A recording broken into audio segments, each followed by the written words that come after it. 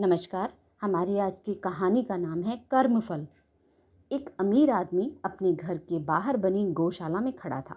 तभी वहां एक साधु भिक्षा मांगने आ पहुंचा। सुबह सुबह साधु को भिक्षा मांगता देख उस अमीर आदमी को क्रोध आया। उसने साधु को अपशब्द बोलते हुए बिना विचार किए गौशाला से गोबर उठाया और साधु के भिक्षा पात्र में डाल दिया। साधु शांत स्वभाव का था, इसलिए उसने भिक्षा में जो मिला स्वीकार किया और चुपचाप वहां से चला गया और अपनी कुटिया में आकर बाहर एक कोने में उस गोबर को रख दिया। कुछ समय बीता। एक दिन वही अमीर आदमी रास्ता भटकता हुआ उस साधु की कुटिया तक पहुंच गया। उसने देखा कि कुटिया के पास गोबर का ढेर लगा हुआ है। उस आदमी ने चारों ओर नजर दौड़ाई। उसने देखा कि दूर दूर तक कोई गाय नहीं है, कोई गौशाला नहीं है, लेकिन इतने सारे गोबर का ढेर कहाँ से आया। वह कुटिया के अंदर गया और साधु को देखकर उससे पूछा, यहाँ आसपास कहीं गाय का नामो निशान नहीं है, तो इतना सारा गोबर कहाँ से आया।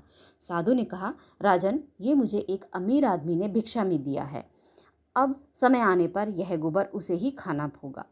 यह सुनकर उस अमीर आदमी को उस दिन की घटना याद आ गई। उसने अपने किए पर दुख प्रकट किया और इस बात के लिए साधु से क्षमा भी मांगी और प्रश्न किया कि मैंने तो थोड़ा सा गोबर दिया था, लेकिन यह इतना अधिक कैसे हो गया। साधु ने कहा कि हम किसी को जो भी देते हैं वह दिन प्रतिदिन बढ़ता जाता है और समय आने पर हमारे पास लौटकर जरूर आता है। यह उसी का परिणाम है। यह सुनकर उस आदमी ने साधु से विनती की कि मैं ऐसी गलती फिर से नहीं करूँगा, कृपया कोई उपाय बताइए जिससे मैं प्रायश्चित कर सकूं। उस आदमी को दुखी देखकर साधु बोला, राजन, एक उपाय है। आपको कोई ऐसा कार्य करना है जो देखने में तो गलत हो पर वास्तव में गलत न हो। जब लोग आपकी निंदा करेंगे, आपको गलत कहेंगे, तब जितने लोग आपकी निंदा करेंगे उतना आपका पाप कम होता जाएगा। आपके पाप का बोझ निंदा करने वालों के हिस्से में आता जाएगा।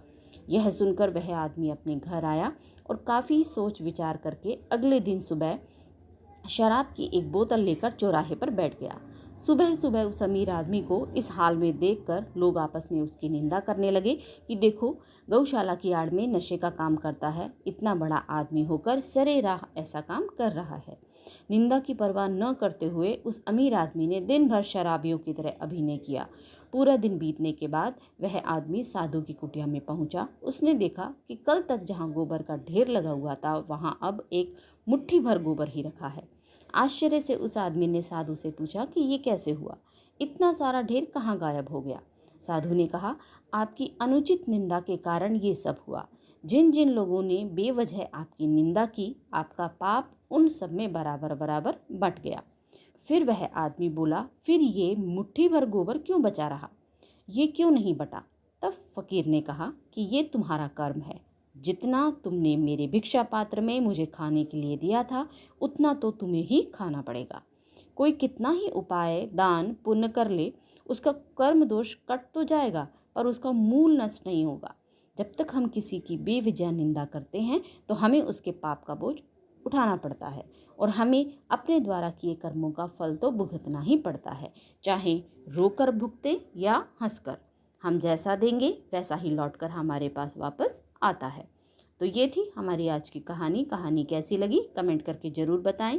यदि आपने मेरे चैनल को अभी तक सब्सक्राइब नहीं किया है तो लाइक, सब्सक्राइब और शेयर ज़रूर करें।